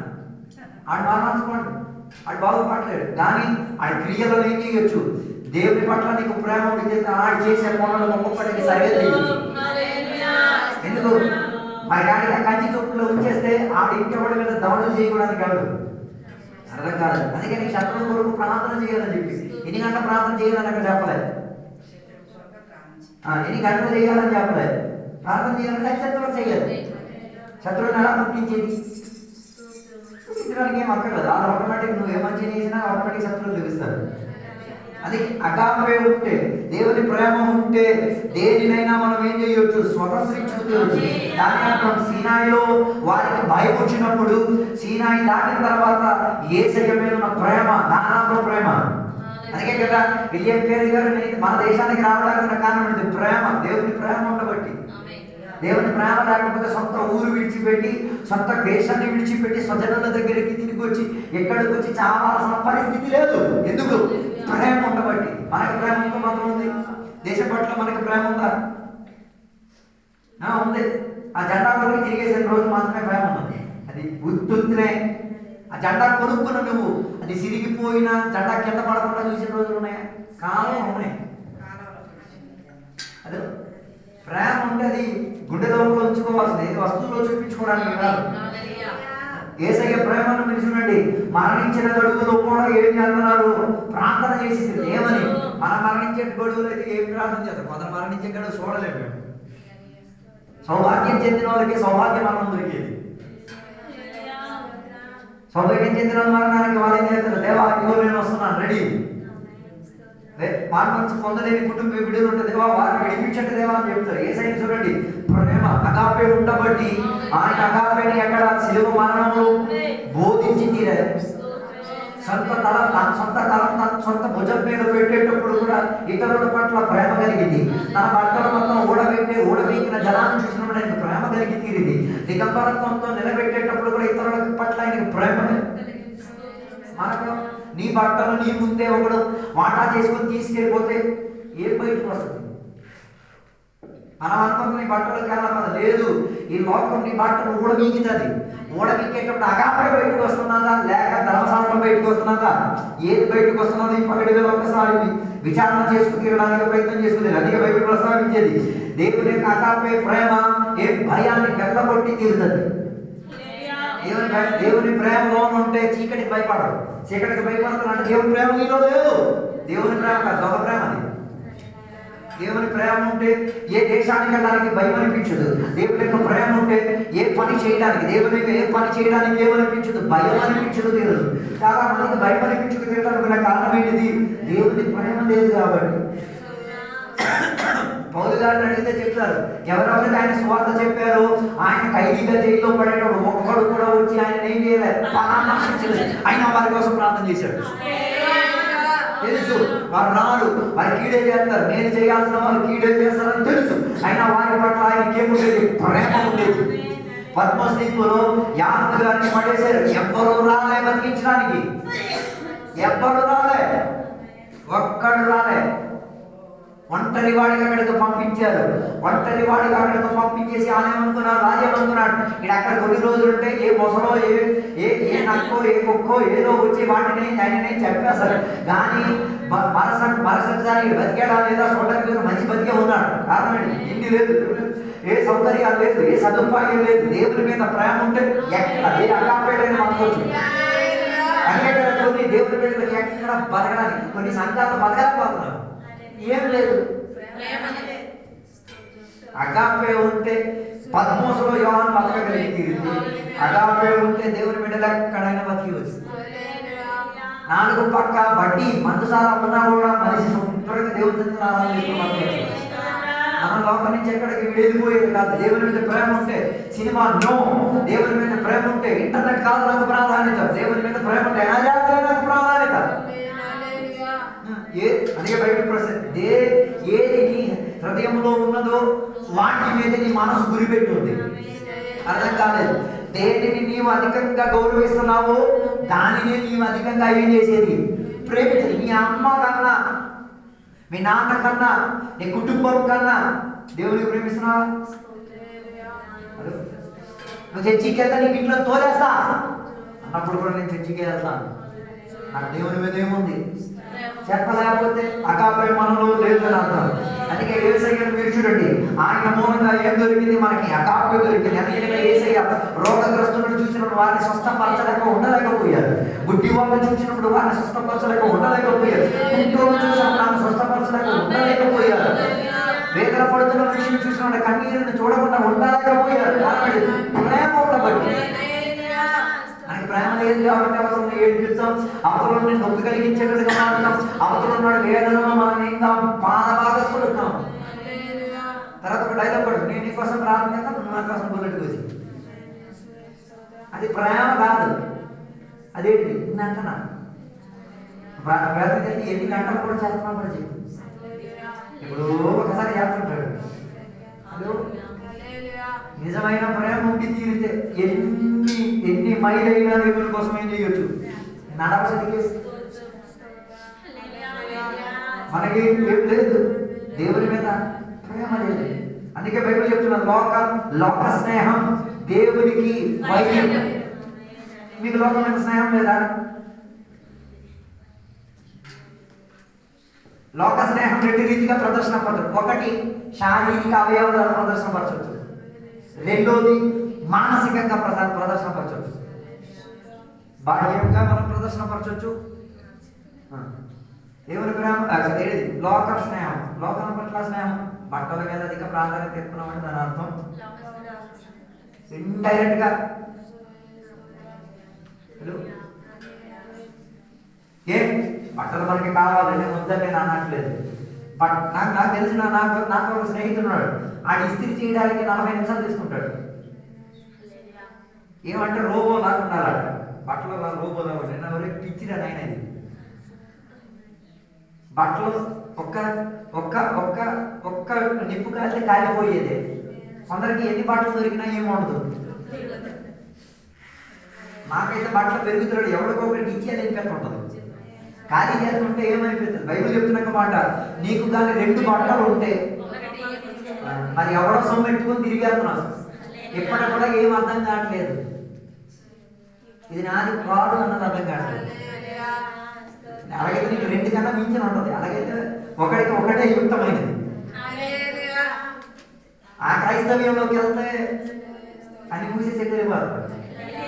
హలో, ఒక స్నేహితుడు నీతో కాస్త నాతో రా అని చెప్పి ఇంటించట్టు వెళ్తావు, మళ్ళీ ఆడు నీతో వింటే తిరిగి వస్తాడు. ఇలాగే ఉంటుంది సహవాసం. నాకు ఒకసారి రావా అంటే ఇంటించట్టు వెళ్ళేంత వరకే కొందరు. మరి అట్నుంచి ఆ మంచి వెళ్ళేటువంటి మనసాక్షి ఎక్కడ తెచ్చిందో, ఇట్నుంచి నువ్వు తోడడికి బాగుంది కొద్దిగా నాతో అక్కడ వరకు వెళ్ళిపో నన్ను అక్కడ దింపేసింది. ఆ అక్కడ ఒంటరిగా వెళ్ళేది. మనసాక్షి ఉన్నోడు, దేవుడి మీద ఆ మనిషి పట్ల ప్రేమ ఉన్నాడు, ఉన్నాడు మళ్ళీ అలాగే వెళ్తాడు, మళ్ళీ ఇటు వస్తాడు, మళ్ళీ ఇటు వెళ్తాడు. అలాగ ఉంటుంది అనుబంధం. మన అనుబంధం బస్ ఎక్కినట్టుగా, ఆటో ఎక్కినట్టుగా. అది అందుకే నేను చెప్పాను కదా, లోక స్నేహం బయట దేని ద్వారా, వస్త్రాల ద్వారా, ఆభరణాల ద్వారా, లోకంలో ఉన్న ప్రక్రియల ద్వారా ఒక రీతిగా మనం భోజనం పడుతుంది. ఇది కూడా లోక స్నేహమే. ఫోన్ ఎలాగ లోక కానీ ఇది ఎక్కడ ఉన్న సామగ్రి? భూమి మీద ఉన్న సామగ్రి. దీనిలో మనం 8 గంటల గడపగలిగితే దీంట్లో 8 గడపలేకపోతే నీ దేవుడు ఇదే నీ దేవుడు, ఈ లోక దేవుడే. కానీ దేవుడికి ఇది శత్రువు. అర్థం కాలేదు. దేవుడు మనల్ని లోకంలో ఎందుకు ఉంచారు? ఈ శత్రుత్వం చెందిన దేవుడికి శత్రుత్వం చెందిన ఈ లోకంలో దేవుడు ఆశిస్తున్నారు. ఈ శత్రుత్వం మధ్యలో కూడా కొందరు నాకు మిత్రులై ఉండి తీరుతారు, నా కొరకు ఏర్పాట్లు చెంది ఉండి తీరుతారు. అంటే రెండోదిగా లోకం ఎక్కడ? లోపల, హృదయం లోపల. అందుకే కదా హృదయం లోపల ఉన్నదే నోరేం చేసేది? ప్రస్తావించేది. నీ లోపల ఉన్నదే నీ శరీరం ఏం చేసేది? రెస్పాండ్ అయ్యేది. అర్థం కాలేదు. నీ లోపల కుళ్ళు ఉంటే నీ శరీరం కుళ్ళుతోనే రెస్పాండ్ చేస్తుంది. నీ హృదయం లోపల ఒకటి మీద అన్యాయం ఉంటే అన్యాయం రెస్పాండ్ అవుతుంది. అర్థం కాలేదు. అందుకే లోక స్నేహం ఉండకూడదని చెప్పినప్పుడు లోపల ఉండకూడదు, బయట ఉండకూడదు. అందుకే కదా పౌలు చెప్పే ఒక మాట, నాకు ధనవంతుడైన స్థాయిలో ఉండడం తెలుసు, పేదరికంలో కూడా ఉండడం తెలుసు, ఉన్న స్థాయిలో ఉండడం తెలుసు, లేని స్థాయిలో ఉండడం తెలుసు. ఏది కూడా నన్ను ఏం చెయ్యదు, దేవుని యొక్క ప్రేమలో నుంచి నన్ను ఏం చేయవు, వేరుపరచవు. చాలా మంది చెప్తుంటారు మనకి డబ్బు ఆస్తి అంతస్తు ఉంటారు. నాయన లోక స్నేహం అది. ఒకరోజు ప్రభాపాస్త్ర ఇంటికి వచ్చి ఇలాగే బైబిల్ గురించి మాట్లాడుతూ బంగారం విషయం గురించి వచ్చింది. బంగారం విషయం గురించి వచ్చినప్పుడు నేను చెప్పాను, పాస్టర్ గారు బంగారం కూడా లోక స్నేహమే అన్నాను. పాస్టర్ గారు ఒక్కరికి కన్ఫ్యూజ్ అయిపోయారు. అలాగైతే రేపు అప్పు కలిగిన ఒక సిచ్యువేషన్ వస్తుంది, ఈ బంగారం అంటే నేను విడిపోవచ్చు కదా. నేను అన్న కూడా లేవు. అది దేవుడు అనుమతించింది అయితే, దేవుడు అనుమతించింది అయితే లోక సామగ్రి వాడాల్సిన అవసరం, దేవుడు విడిపించవచ్చు. యథార్థంగా బైబిల్ తెలుసుకుని ఇంకా బంగారం ఉండలేదు. 90% మంది క్రైస్తవం అంతా ఎటు మారిపోతారు. హలో, అర్థం కాలేదు. బంగారం ఇచ్చేది ఏసై ఎందుకు నీకు? దాని అర్థం బంగారంలో సేఫ్గా ఉన్నప్పుడు ఏసై నువ్వు అక్కర్లేదు, నువ్వు పాకెట్ కలుగుతుంది. నువ్వు అవసరం వచ్చినప్పుడు మాత్రం ఏం చేస్తే చాలు. అందుకే కదా బైబిల్ చెప్తున్నది, ఈ లోకంలో ఉన్న సామగ్రి తుప్పు పెట్టేస్తుంది, ఈ లోకంలో ఉన్న వస్తువులన్నీ కలెక్టర్ పెట్టేస్తుంది, ఈ లోకంలో ఉన్న వస్తువులు మొత్తం ఏమైపోతుంది? నాశనం అయిపోయి తీరుతుంది. దాన్ని పరలోకంలో సంపాదించినదే చిరకాలం నిండేది. లేకపోతే క్రైస్తవ్యం కోసం ఎందుకు అన్ని వద్దనుకొని ప్రయాణం చేసేది? కారణం ఏంటి? అది కాదు నాకు సౌకర్యం. కొందరు వైద్య శాస్త్రం అంగీకరించట్లేదు, నేను అన్న తుచ్చీకరించట్లేదు. వాళ్ళు తీసుకున్న నిర్ణయం ఏంటిది? లోపల మాకు వద్దు. మా అమ్మ ముందే ఇది పొడిపించుకోలేదు, టీకా పొడిపించుకోలేదు లాంటి కదా, నాకు వద్దు. కారణం ఇది లోకానికి చెందినది, నా శరీరం దేవుని ఆలయం. మనకు ప్రకాశం లేదు. ఒక మెడిసిన్ కొందరు తినరు. ఎందుకు? ఈ లోకంలో ఉన్న సామగ్రి, ఈ లోకంలో నా మీదకి ఏం చేయకూడదు, ప్రభుత్వం చేయకూడదు. మనం ఇంకా ఎల్కేజీలో ఉన్నాం, వాళ్ళు ఎక్కడో డిగ్రీలో ఉన్నారు, ఆత్మీక స్థాయిలో. అందుకే ఆత్మిక పరిపక్వత అనే విషయం పోయిన వారం మైగా చెప్తుండేవారు. మనకి పరిపక్వత రాలేదు. అదో లేకపోతే పౌలు గారు ఆత్మిక పరిపక్వత ఉన్నవాడు కాబట్టే కదా దేవుని యొక్క ప్రేమను ఏం చేశాడు, ప్రస్తావించింది లేదు. పౌలుకి కేసు అయితే ఒక అడ్వకేట్ పెట్టుకోవడానికి కూడా ఏముండేది కాదు. సొంత కేసు ఆయన ఏం చేసుకున్నాడు. మనకి డబ్బు పలుకుబడి అధికారం ఉంది కాబట్టి వాదించడానికి మనుషులు మనం ఏం చేస్తున్నాం, పెట్టుకోగలుగుతున్నాం. యథార్థ దేవుని మీద ఆశ్రయపడిన వాడికి ఎవ్వరు సహాయం రాదు, ఎవరు రాదు. సహాయం చేయాలనుకున్నాడు కూడా బాధింపేసి వెళ్ళిపోయి అట్టాటప్పుడు కూడా చెప్పుకోవచ్చు, దేవుడు నాకు సహాయకుడు, దేవుడు నాకు నమ్మదగిన వాడు, ఆయన నా పరిస్థితుల్లో నాకు ఏమై ఉన్నాడు, చాలాడు. అందుకే లోకంలో ఏది నాకేం చేయదు, సౌకర్యం ఇచ్చి పెట్టి తీరదు. అందుకే లోక స్నేహం కాదు, దేవుని పట్ల మనకి ప్రేమ ఉండి తీరాలి. మనం ఈ రెండింటి మధ్య మిక్సింగ్ చేయాలి. లోక స్నేహానికి దేవుని స్నేహానికి కలిపేసి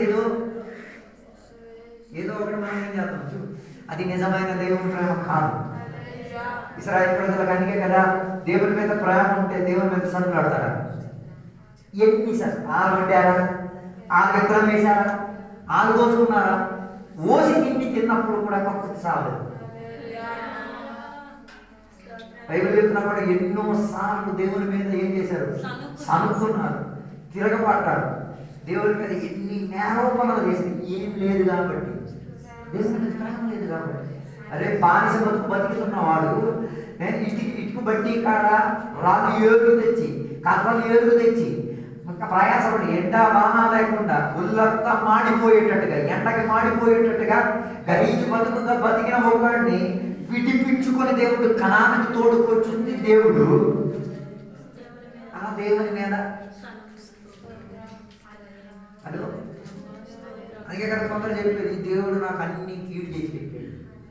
నువ్వు దేవుడికి కీడు చేసి పెట్టావు, ఆయన నీకు ఎప్పుడు ఏం చేయడు, కీడు చేయడు. మొన్న ఎవరో ఒకరోజు టీవీలో ఫోన్లో నేను వింటున్నాను, ఆ దేవుడు కానీ మంచోడైతే ఈ పశువులను చంపేసి తినిమని ఎందుకు చెప్తాడు, కూరగాయని కోసుకు తినిమని ఎందుకు చెప్తాడు, తిండి లేకుండా బతకడానికి శాతకాని దేవుడా అన్నట్టుగా ఒకడు మాట్లాడాడు.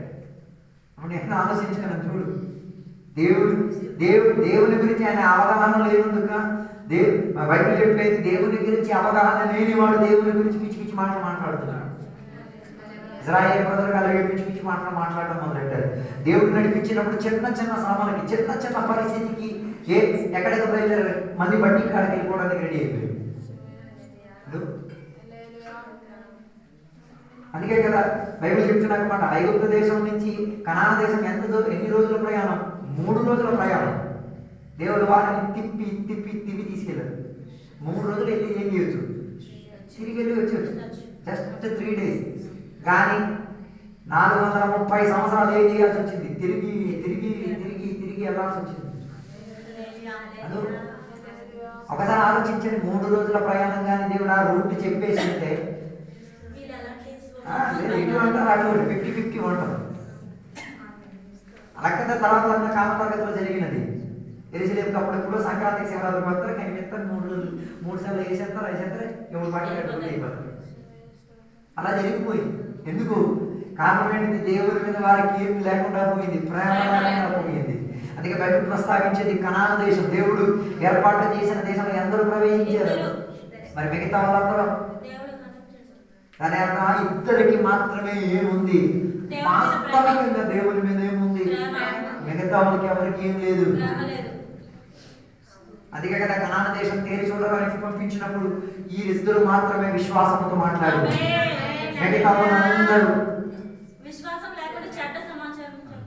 విశ్వాసం లేనడు రాంగ్ సాక్షి, చెడ్డ సాక్ష్యం చెప్తాడు, చెడ్డ ప్రార్థన చేస్తాడు, చెడ్డ ఆరాధన చేస్తాడు, చెడ్డ విశ్వాసం లేకుండా అదే చేస్తాడు. అందుకే రోమాపత్రిక 14:20 విశ్వాసం లేకుండా వారు భుజించిరి కాబట్టి వారు ఏమై తీరారు, పాపానికి బానిసలుగా మారి తీరారు. హలో, విశ్వాసం లేకుండా వారు ఏం చేశారు, చివరి మాట, విశ్వాసంతోనే మనం తినేది.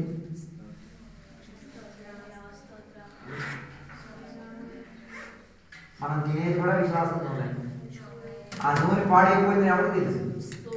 ఆ కాలం పాడైపోయిందని ఎవరికి తెలుసు? అది నీకు విరోచనాలు రాదని ఎవరికి తెలుసు? విశ్వాసంతోనే మనం తినేది. జీవించేది విశ్వాసంతో అయితే, మాట్లాడేది విశ్వాసం అయితే, ప్రార్థన చేసేది విశ్వాసం అయితే, బోధించేది విశ్వాసం అయితే, నిలకడత్వం కలిగేది విశ్వాసంలో అయితే, విశ్వాసంతోనే ఏం చేయాలి? సమాప్తి చేసుకోవడానికి మనం ప్రయత్నం చేసుకుని. అందుకే కనానులో విశ్వాసంతో ప్రారంభించిన దానిని విశ్వాసంతో ఏం చేయలేరు, ముగించలేకపోయారు. ఇద్దరు మాత్రమే ఏం చేశారు? విశ్వాసంతో ముగించగలిగినారు. ప్రపంచవ్యాప్తంగా ఇంతమంది మనుషులున్నా నోహా ఒక్కడు మాత్రమే దేవుని యొక్క దృష్టికి ఏమై నీతిగా కనబడ్డారు, నీతియుక్తముగా దేవునికి కనబడ్డారు. ప్రపంచవ్యాప్తంలో అందరూ ఉన్న అబ్రహాము మాత్రమే విశ్వాసములు నీతిమంతుడని పిలవగలిగినారు. ఈ పక్షి వేళ సీనాయికి నువ్వు వచ్చి కనాను వరకు దేవుడు నేను తోడుకెళ్ళి నీకు ఎంత మాత్రం దేవునికి ప్రస్తావించి తీరొచ్చు. నేను నిజంగా దేవునికి దృఢాలై ఉన్నవాడిని, నేను దేవుని యొక్క ప్రేమను నిలకడతో కలిగి ఉన్నవాడిని, నేను దేవుడిని కళ్ళారా చూచిన వాడిని, నేను ఏ దేవుని యొక్క కృపను అనుభవించుకున్నవాడిని ఈ పగల ఎంతో చెప్పుకోగలిగి తీరుతారు. చెప్పలేకపోతే సీనాయిలో ఉన్న ధర్మశాస్త్రమే నీకు మొగుడై ఉన్నాడు. ఈ పగల మొగుడితో ఉన్న అనుబంధాన్ని వదిలించుకో. ఏసయ్య భర్తను ఏం చేయాలి? అంగీకరించుకో స్వామి. ఆయన రక్షకునికి అంగీకరించి తీరు. ఆయన రాజ్యానికి అభ్యంతర పడేది ఏం చేస్తుంది? ఉన్మూలకి దూరపరచుకో. అలాగైతే రాబోచున్న కనాను దేశంలో ఏం చేయొచ్చు? ప్రవేశించుకు తీరొచ్చు. అందుకే బైబిల్ ప్రస్తావించే మాట, దేవుని యొక్క రాజ్యంలో ప్రవేశించిన పిలవబడిన వారు అనేకులు, ప్రవేశించిన వారు కొందరు. ఆ లిస్టులో నీ పేరు ఉందా లేదా? ఈ ఉపవాస ప్రార్థన కూడికలో ఒకసారి నీలో నీకు విచారణ చేసేసుకో. నిజంగా నీలో అగా ప్రేమ ఉందా? నిజంగా దేవుని పట్ల నీకు ప్రేమ ఉందా? నిజంగా సంఘం పట్ల నీకు ప్రేమ ఉందా? నిజంగా ఆరాధన పట్ల నీకు ప్రేమ ఉందా? నిజంగా స్వార్థ పట్ల నీకు ప్రేమ ఉందా? నిజంగా దేవుని యొక్క పరిచయం పట్ల నీకు ప్రేమ ఉందా? నిజంగా నీ దేశం పట్ల నీకు ప్రేమ ఉందా? నిజంగా నీ ఆత్మీయ సజ్జనుల పట్ల నీకు ప్రేమ ఉందా? లేక ధర్మశాస్త్రము కింద భద్రులై ఉన్నట్టు ప్రేమ నటిస్తున్నావా? ఈ పగటి మీద ఒక్కసారి ప్రార్థన చేసుకునే ముందు నిన్న నీవు విచారణ చేసుకు తీరు. దేవుని కనులారా చూచి యేసయ్య చేసిన దానిని అనుభవించుకు తీరి, కృపా సత్యముతో ఆయన నిన్ను నడిపించుకు తీరి. నేటికి కూడా నాకు యేసయ్య అక్కర్లేదు, లోక సౌకర్యమే నాకు ప్రాధాన్యత చెందేదయ్యే. అయ్యో నీ చేతిలో నుంచి పరలోకం తప్పిపోయి తీరగలిగుతుంది. ఈ రాత్రి ఈ ఉపవాస ప్రార్థన కూడితో ఒకసారి నీ ఆత్మీయ రక్షణ ప్రణాళికలు ఒక్కసారి పరిశోధించుకో. నువ్వు రక్షింపబడినది యేసయ్య రక్తం ద్వారానైనా, నువ్వు జీవించేది యేసయ్య రక్తానికి ఆధారపడేనా, నువ్వు నడిచేది యేసయ్య రక్తానికి ఏ రీతి కలిగిన హాని కలగకుండానా అని ఈ పగటి వేళ ఒక్కసారి మనల్ని మనం పరిశోధించుకు తీరుతాం. ప్రార్థన చేసుకుందాం. పరిశుద్ధ మహోన్నత దేవానికి ఉన్నాను. ఈ పగటి వేళ నువ్వు నాకు చెప్పిన వాక్య సందేశాన్ని దేవ సీనాయిలో జరిగిన ఆత్మీక ప్రక్రియ గురించి వాక్యము నుంచి బోధించి తీరడానికి కృపా భాగ్యం దయచేసినందుకు దేవానికి స్తోత్రం. మమ్మల్ని తండ్రి కూడా దీవించండి, ఆశీర్వదించండి. ఈ పగటి వేళ దేవ యేసయ్యకు మేము ప్రేమించుచున్న వారిగా, యేసయ్యకు మేము భద్రులై ఉన్నాం. ధర్మశాస్త్రం కాదు మేము భద్రతను చూపించుకోవాల్సింది. నీ పట్ల మాకు ప్రేమ ఉన్నది దేవా, నీ పట్ల మాకు ఆతృత ఉన్నది దేవా. నీవే నాకు ఆధారం, నీవే మాకు కృపని అందించిన వాడివి. నీ పట్ల మాకు ప్రేమ ఉన్నది. నీ కొరకు మేము ఆశపడిన వారిగా కనబడుతున్నాం. దుప్పి నీటి వాగుల కొరకు ఆశపడినట్టుగా దేవా మేము రాజ్యంలో చేతి తీరడానికి ఆతృత కలిగిన వారిగా ఉండి బతికి తీరుతున్నాం. సీనాయిలో దేవా నువ్వు మాకు ప్రత్యక్షమై తీరినది. సీయోనులో మేము యేసయ్యను కలుగు తీరడానికి దేవ ఈ పగటి వేళ మేము సీయోనులో మా భాగస్తులై ఉండి తీరి మా జీవితం హెబ్రోనుగా మారి తీరడానికి సహాయం దయచేయండి. దీవెనలతో నింపినందుకు దేవానికి స్తోత్రం, సహాయపరిచినందుకు దేవానికి స్తోత్రం. యేసు నామమున అడిగి వేడుకున్న పరమ తండ్రి. తండ్రి యొక్క కుమారుడు పరిశుద్ధాత్మక సహవాసం ఎప్పుడు వెళ్ళప్పుడు ఇక్కడ కూర్చున్న సద్భక్తులతో దేవా నీ రెండో రాకడలకు తోడేయును గాక. అందరికీ వందనాలు. సాయంత్రం ప్రార్థన ఉన్నది. 5:30 దేవుడికి అందించారు.